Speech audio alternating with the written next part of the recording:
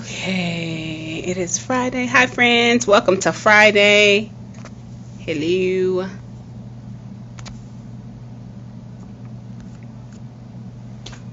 Hey, guys. Thanks for being here. Keep on coming in the room. It's Friday. It's time to check out. It's time to live into our work at the end of our week. As you know, we do our weekly Q&A and live session. I'm excited to be in community with you all. I am Maisha T. Hill. I'm the guide here of Check Your Privilege. And I'm thoroughly excited, as always, to check out with you guys for the week. So let me first start with saying that I am a black settler on Paiute land, P-A-I-U-T-E, here in Las Vegas, Nevada. For those of you who've been watching my work for some time, you know that we always start our week. Hey, Sonali!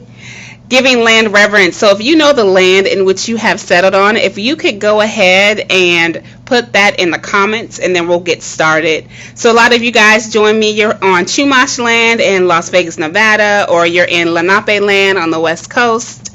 Wherever you're from, put in the land that you've settled. We give land reverence because we always want to tell the true story of what happened on this land. Hey, Eliana, I'm going to bring you in a second on Tongva land. We always want to tell the truth, right? Because colonization and decolonization are an ongoing process, right? And so Duwamish land up in the Pacific Northwest, it's an ongoing process. And so we need to tell the truth. The land was colonized from the indigenous ancestors. And so we give reverence to name that we're settlers, that we've settled, that we don't own the land. It is the ancestors' land. And it was colonized from the Spanish, from the Europeans over on the East Coast. So thank you guys for sharing your land reverence in the comments. I'm going to bring on a special guest here in a second, but before I bring my friend on, I always do some housekeeping because many of you all are new and many of you all don't know how to show up in space and be in community, because we work in community here at Check Your Privilege. So a couple things to remember, you guys. Be mindful that we are fighting multiple pandemics. We are fighting racism, COVID-19, and mental differences. And so it's important to remember that you are on your own journey, and that you are also trying to thrive and survive in 3 pandemics. So do the best you can while you're in this space and in community.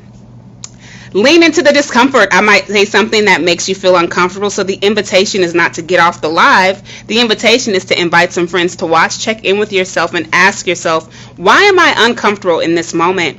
We don't center whiteness here, so I'm going to say 2 names. Many of you talk about 2 folks, Tim Wise and Robin DeAngelo. We don't center whiteness here. We don't do that here because guess what? Our white anti-racism educators have profited off of the lived experience of black and brown and indigenous and Latinx communities for hundreds of years. And then remember, this isn't our platform, so you can click the link in the bio and join our mailing list. It's a really amazing place. We send resources once a week. We're not selling you anything. Occasionally you'll get next month's workshop, but we really try to give y'all reminders on your journey to stay living into your work. And then our last reminder before I bring on my friend Constanza Eliana is that our ancestor bell hooks reminds us the importance of not feeling shame. And actually, before I said that, I missed one. If you see a comment here on the live that is uncomfortable, that may be a supporter of the other side, that asks me questions about X-Men or tells me to follow them or says something inherently racist, you don't have to call them out. You can mind your energy, block, bless, and report. That's what we do here. I might be talking, and if you see it, just press report and block the comment. Like the one that just popped up right now. Thank you so much for being here.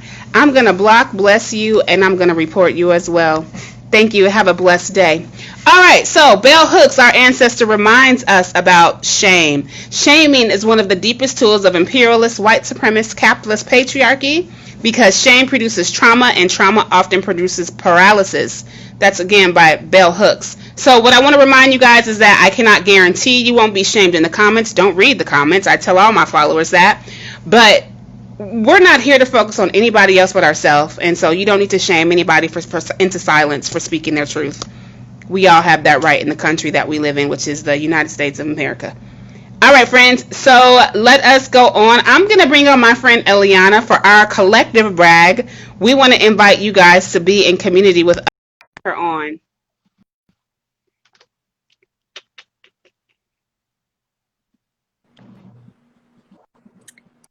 best friend. Hey, what's How up? are you? Yeah, I'm having a good curl day. I see it. I mean, they're just flowing. They're just like They're on here. fleek. They're showing up. They're living their best life. I'm into Right. Anyway, and not because it's Latino Heritage Month. We're not even going there right now, but yeah, it. that was a highly problematic comment. Don't say that to her, y'all. Um, no, Eliana is not Romanian. Good question. But No. Eliana, let's tell the folks why we're here. What are we talking about today? Yeah, we have partnered together on two different occasions and created our very own course. It's about a month long and it is always epic, always amazing, really good group of people willing to do the work. And so we Mhm. are partnering up again for the fall. For the fall. I'm excited. Yes, me too. They say that third time's the charm. So our workshop is called Check Your Privilege, Create Equity. Yeah. It's 4 weeks starting the first Friday in October, and we meet every Friday over those 4 or 5 weeks. Yep. I believe the fifth week comes with a bonus, right? I believe so. I believe so. We don't know, but you'll find out. Yep. But yeah, Constanza, what has it been like doing this series together for like the last almost this whole year? We've done it 3 times. Uh-huh. Yeah. I reached out to you, I believe, earlier in the year, or maybe it was Mm-hmm. last year. And it's just been great. I mean, I always love working with you specifically. You always just have this wisdom and this incredible integrity about you and how you approach this work. So I always just love collaborating with you in general, period. But the course itself is always really interesting because you never know who's going to come to the table, where they are Mm-hmm. in their work. You never Mm-hmm. know what they do know, what they don't know yet. And so everyone's on their own journey and their own path. And so it's always really amazing to see people who have been doing this work continuing to do the work because that's what they're supposed to be doing. And then people who are brand new to the work taking the course for the first time and just having a totally different experience. Most people, as you mentioned earlier, they're used to taking sensitivity trainings or anti-racism trainings or inclusion trainings Mm-hmm. from white folks. And they're not used to having to listen to BIPOC really educate them on themselves, on whiteness, white supremacy, how to move from being an ally to an accomplice to a co-conspirator. Most people don't know that there's levels to this ship. So it's always great to see. It's always great to see their evolution and their growth. But it's always a pleasure to work with you. Absolutely. I love it. It's always a pleasure to work with you, Eliana, and what you bring to the table and your mindfulness approach and just the embodiment of the work. And so many of our, we'll call them accomplices who take the workshop, right? Yes. You can just see the joy by the end of it. You see like at first like this kind of fear and anxiety, but then they kind of walk through this process of becoming an accomplices and walking into co-conspiratorship. So I'm grateful for you. Thank you. Oh. You're welcome. So for those of you who want to know more information, it's in both of our link in bios, I believe. And you'll get it out in your emails as well. So just stay tuned and sign up and come hang with us for the month of October for Check Your Privilege, Create Equity. Yes, it is online. It is global. Anybody can sign up from anywhere, so it's completely virtual. So I definitely hope to see some people there soon. I know some of my people are excited for it. It's sold out the first 2 times, so definitely catch it before it sells out. Please do. You only have like 15 days left, so please sign up. All right, Ellie, thanks for being here with me. Of course, love. Okay, bye, guys. Bye. I'm going to keep going because it's Friday and we have to do our Q&As, but also just to know that, do you know who's on the podcast this week on Co-Conspire Conversations? Constanza Eliana. So you can go and hear about her journey of becoming an anti-racism educator and a yoga teacher, and just really hear about her journey of living into the work. That link is also in the bio. You can check that out as well. So let's get to some of these questions. But before I get to the questions, I just want to do a couple of headlines and reminders from this week. And weekly recap, Breonna Taylor's family got a settlement, but we know a settlement is not justice. So the reminder here is to keep making your phone calls, because we got some officers that still need to be arrested for her murder. Also, we know down at the border what's happening to some of our sisters is these hysterectomies. To know more, you want to Google it, and we also need to do what we can as co-conspirators to protect the Black woman who is the whistleblower on this case. Learn more about what's happening in the ICE detention centers.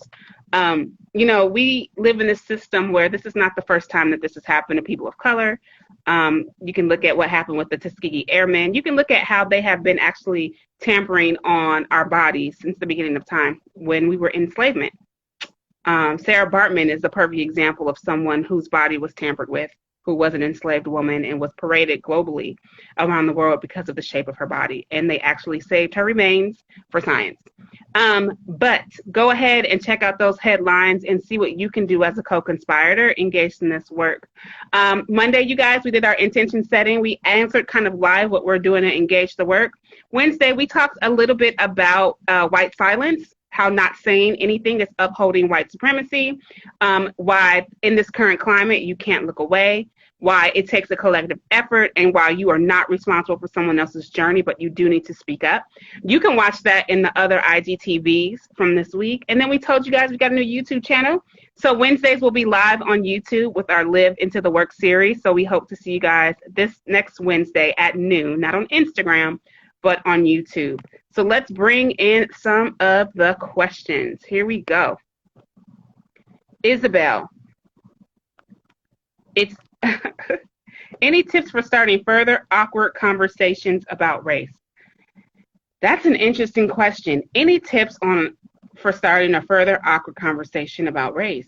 Well, it depends on who you're talking to, friend. I guess the one thing you can do is, you know what is a really good race starter conversation is when you talk to someone who is voting on the opposite end of the spectrum as you. Talk about the upcoming election. That conversation will guarantee you going into race. But I also want to make sure that when you're having these conversations, you're not trying to convert them into anti-racist. That's the new thing that I'm calling it. I'm calling it this conversion. So you remember how the colonizers would come and try to converted the indigenous people into Catholics or Christians or whatever they believed. Our job is not to convert people to anti-racism. Our job is to have the conversations and share from our own lived experience and really try to get people to see us as living testimonies to what it means to become anti-racist. So, I mean, just start a conversation. Just start with the election. Just start with, what works. I'm awkward at conversations too. So it's just, the sky is blue. What do you think about what Trump said in Nevada this week, right? Who knows? You never know where you're going. Gonna go with that. What's my favorite book? My favorite anti-racist book? You guys know this, How to Be Less Stupid About Race. My favorite book of all time, though, would be The Alchemist. The Alchemist is one of my favorite books. How am I doing? I'm doing okay. I'm doing quite well. I'm getting ready to head over to the 9 on Live retreat and do my Live Into the Work workshop. If you're not signed up for that, head over to 9 Online on Instagram and sign up. We're going to be together for about an hour. Yeah, I'm doing all right this week. Thank you. Favorite book, The Alchemist and How to Be Less Stupid About Race. Answered that one. Very off topic, but want to recommend music and movies. Yeah, that's really off topic. Maybe I'll answer that one on my other profile next week. I got nothing right now. How can we help you maintain your health and happiness? Well, a couple things you guys can do is just keep sending me the reminders to take care of myself, which many of you do. You send me emails. Some of you guys have sent me gifts, some self-care gifts. Some of you all have sent me, you guys send me lots of great tools and resources to take care of myself, but the reminders are always good. just to, you know, make sure I'm living into my own wellness journey. Let's see, what else? A couple more. What are my thoughts on filling out the U.S. Census? Just fill it out. Fill it out so we can see changes in the data from the last time we took the census, just to see the numbers and what the numbers are telling us. You know, numbers and statistics are actually how, you know, white supremacy works, is in data sets and numbers. Just do it. Keep it simple, y'all. Keep it simple.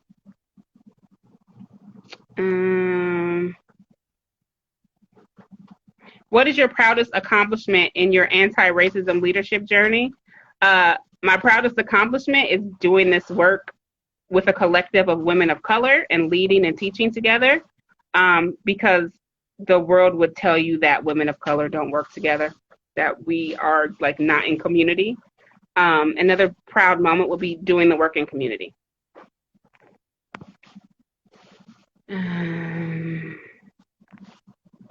What do you tell people who have questions about whether or actions are insensitive or ignorant to the race? To race. I always lead from a point of reflection, and I would ask them, I would reflect back, like, you know, that's a really good question. What do you think?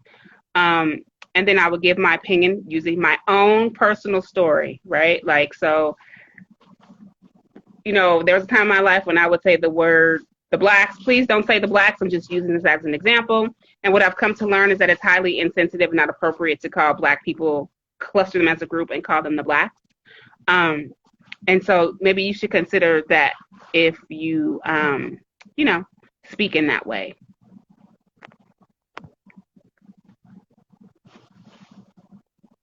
What brings me joy? Thank you, Sonali. I love this question. What brings me joy? You guys really want to know what brings me joy? Shrimp. My kids, my partner, and shrimp. That brings me joy. What also brings me joy is just being at the beach, being close to a body of water, and really enjoying the sounds of the waves crashing. I actually love the beach. I love the sunset and the sunrise, but that really brings me joy. I like shrimp. What can I say? I'm a seafood person.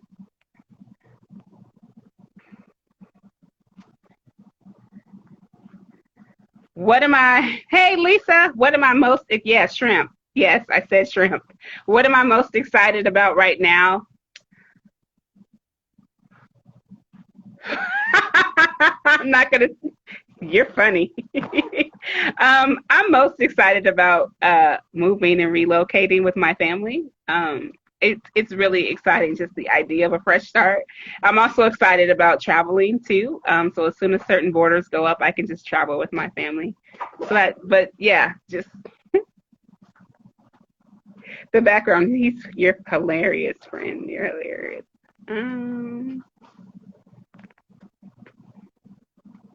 What are your thoughts on the relationship between climate change and systemic racism? Climate is a justice issue. It's a social issue, so they are interrelated. So the systems are creating the system is created through policies, right? And so when policies affect climate change, when policies are created to uphold the ways in which we continue to cause harm to the planet, we continue to not take serious conversations around climate change, then of course it's interrelated, because it's saying that the system still doesn't want to change. It wants to uphold, right? It wants to uphold the policies and the procedures and the actions that continue to cause harm in our climate. It's super related. Not getting deep here today, guys. It's Friday. Y'all know me.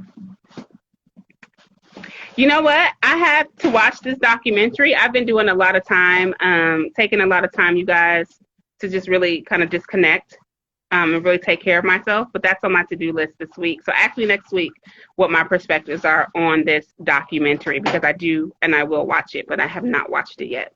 Y'all have to understand, like, when we teach this 5 days a week and we have families and we're trying to COVID school our kids, I can't just jump on everything fast, because then that means that I'm not taking good care of my mental and emotional health, because it is also triggering, right? Because here it was, another young black woman that was murdered in the face of police brutality. But I will watch it and get back to you for sure. How can I, as a white woman, help best? Well, you help by continue to live into the work of your anti-racism journey. You continue to educate yourself. You continue to be in community and support Black and Brown educators who are leading workshops and courses and webinars. You partner and work with organizations that are Black and Brown led, that are fighting for social change by donating your time as a resource or your money. And you can help by policy change. So if you're an attorney, a lawyer, an advocate, an activist, what are the policies that you can help change? You know, how can you lobby on the opposite end of the spectrum for the best interests of Black, Brown, and Indigenous people of color? Let's see, what else we got? What are my thoughts on the social dilemma? Sonia, you know I love you, bro. I call you bro. That's an assumption. I don't know if you go by he or I don't know your pronouns, so my apologies. The Social Dilemma is a really incredible film. Like, I loved it. Like, it has totally, it's things that we've all known, right? Like, some of us who work in marketing in the past, we know how Facebook advertisement works. We know how we can pull data, and we know that they're tracking us, right? So it was a turning point for me because I had to think about the ways in which I use Facebook and Instagram for business, any social media platform, and the ways in which information is disseminated. And so, yeah, if you have not seen The Social Dilemma, you need to see it. And then you need to think about, we might have to go back old school. When I say old school, remember when you used to have a landline and you would call your friends and family on the phone? We might have to go back to communicating the old way. But even then, we do know that landlines are also tapped and monitored. And so are we really safe? Who knows? But that Social Dilemma was an eye-opener. And if you have not seen it, you need to see it. And if you are a leader, if you are someone who is teaching and educating, guiding, using social media to further your brand, your business, your cause, you want to watch it and really think about the social implications behind what you're doing and why, and if it works for you, if you have a social impact business model. Very good film. Very, very good film. What I found interesting, something that I learned before this movie came out, is that the children in Silicon Valley, the children whose parents work for big tech companies, they actually don't have access to technology. It's on Netflix. They don't have access to technology the way that a lot of our other children have access to technology. Like, they don't let their children use it. And if they do, it's like a strict 30-minute a day time limit. So it was a pretty good film. It's on Netflix. You guys should check it out.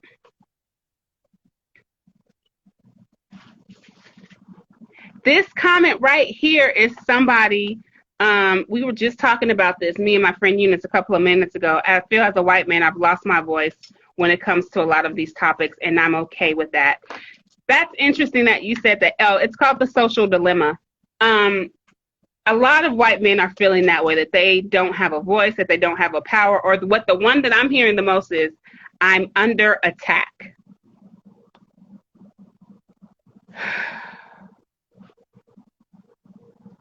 I'll just go live about that next week, because that's like a lot of emotional labor, and I don't feel like doing that right now. But you are entitled to your feelings, and I'm glad that you're willing to step back and not be centered in the conversations, because those are the voices that have been centered in these conversations for so long.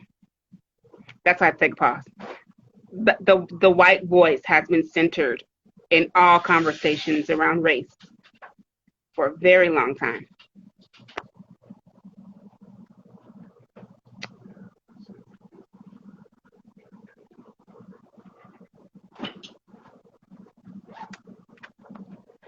I'm working towards my law degree. How can I best serve BIPOC community after I am licensed?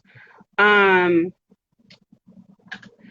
a lot of great nonprofit law firms that do a lot of great community work. You could do policy work around immigrant families, helping them obtain their documents, helping them stay where they belong. You can do work helping Black and Brown BIPOC folks start small businesses. There's a lot of nonprofits that actually specifically focus in supporting BIPOC communities. But you also want to look at the structure of how it's ran. So make sure that it's led by a BIPOC person and not yet another white nonprofit leading the cause to rescue or save people of color. That's for the other conversation. But definitely look for some social justice causes that are supporting BIPOC communities, whether it's around immigration, small business setup and structure. You can do a lot with that. Okay. Last two questions. Any recommendations on working in community when having to deal with social anxiety? Yeah. As someone who has navigated social anxiety, is really being mindful of the community that you're in. Every community should have a set of guidelines, right? And whoever your leader is, whoever you work with, you might want to mention to them like, hey, I have social anxiety, I want to be here, but how can I navigate my own anxieties?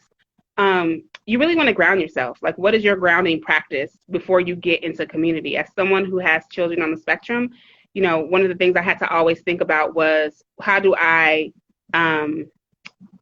set them up for success in the world where the social anxiety is prevalent? Like, what are the conversations that I need to have with them? What's their grounding tools? What do they need while they're sitting in a space in a large crowd to keep them grounded, to keep them feeling like themselves? So, like, what are the tools that, do you have crystals? Do you have paper and pen to kind of like scratch sketchy notes while you're in a community setting? That's a question that you probably want to reflect on. Like, hey, what are my tools that I use when I'm in a community setting as I navigate my social anxiety?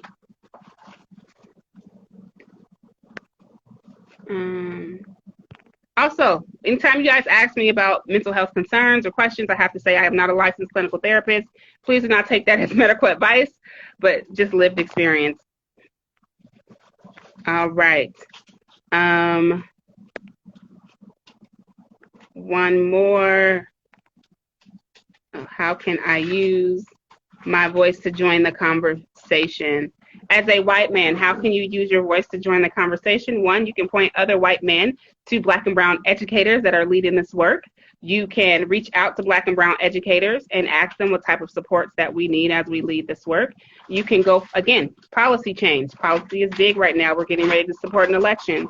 So as a white man, how can you use your voice? What nonprofits can you partner with to lend not just your voice, but your intellectual skill sets to make sure that Black and brown folks get to the polls this week?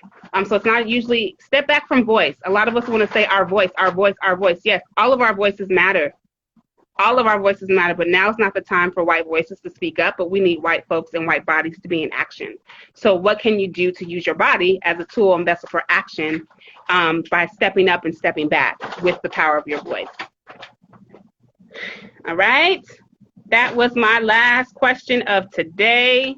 I'm not taking any more because I care about y'all, but I got to take care of myself. But again, thank you guys so much for being here, being in community. Sorry I didn't catch you guys in the comments. But I will be back on Monday for another intention setting around noon. And I will also be back next Friday, but we'll be on YouTube. Really excited about that live that we're doing on Wednesdays on YouTube. You'll see lots of older content, old podcast episodes, pieces of workshops. It's going to be a really great place to be. Again, yeah, Lisa, thank you. What can you do to use your body as a tool of action? Yes, that's a good quote. Girl, send that to me so I can make a meme. I'm just kidding. Anyway, guys, thank you guys for being here. If you are not in the Co-Conspirators Lounge, click the link in bio and join us in the lounge. I'm getting ready for my workshop, Live Into the Work with the 9 retreat, and I will see you guys later. Have a great weekend, friends.